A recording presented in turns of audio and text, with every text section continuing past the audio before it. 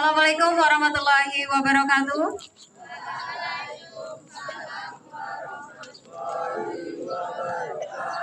Kurang semangat. Semangat pagi.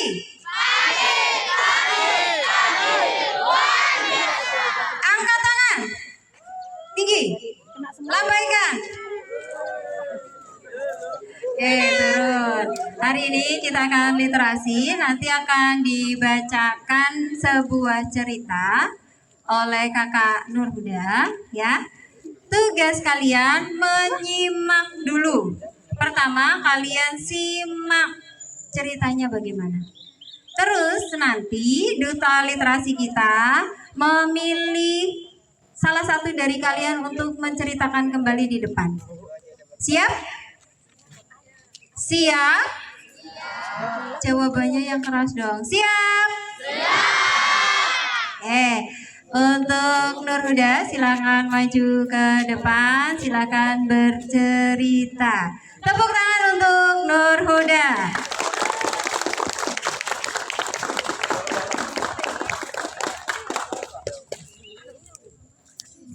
Semuanya dengar baik-baik cerita dari Nurhuda. Silakan. Assalamualaikum warahmatullahi wabarakatuh.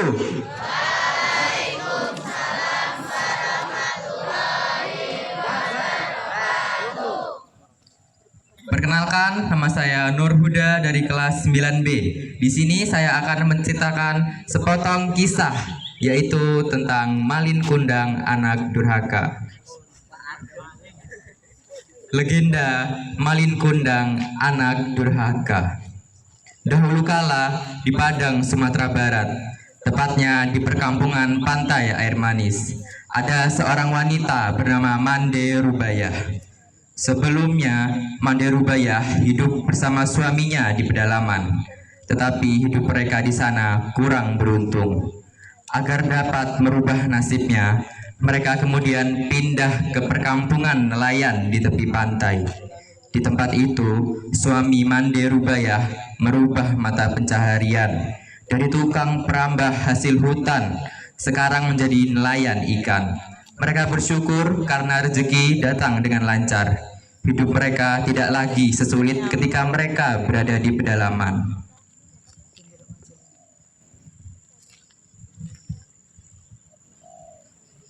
Beberapa tahun tinggal di perkampungan nelayan, mereka dikaruniai anak laki-laki bernama Malin Kundang. Malin Kundang sangat disayang oleh orang tuanya.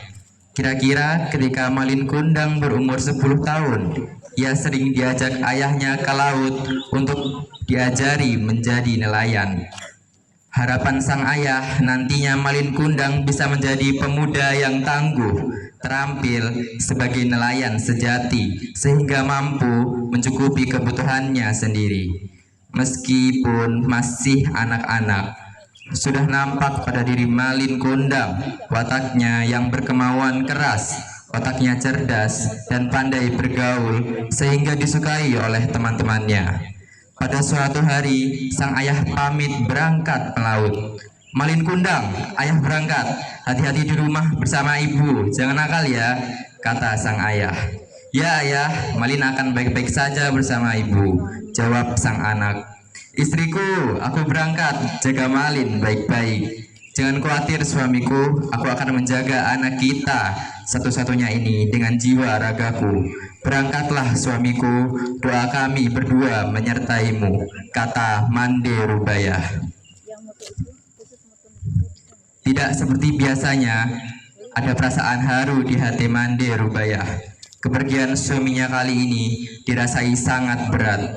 Tak tahu kenapa ia punya perasaan seperti ini. Sang suami berangkat dengan hati lapang.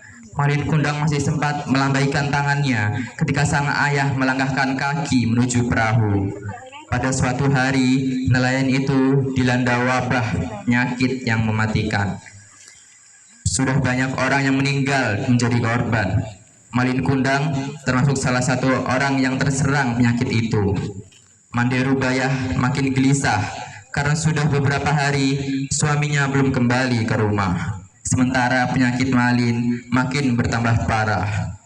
Apa yang terjadi dengan suamiku? Kenapa sudah sepekan tidak pulang? Apakah ia mendapat musibah di tengah lautan? Demikian tanya Mande Rubayah dalam hati. Tak terasa, air matanya berlinang. Dengan sebisa-bisanya, ia berusaha mengobati Malin. Ia datangkan tabib terkenal untuk mengobati anaknya. Ia berdoa siang malam demi kesembuhan anaknya. Atas kesungguhan usahanya dan ketulusan doanya kepada Malin Kundang, berangsur-angsur membaik. Dan tak lama kemudian, anak itu sembuh dari penyakitnya. Alhamdulillah, anakku sembuh juga akhirnya. Demikian desah Mande Rubayah penuh rasa syukur kepada Tuhan.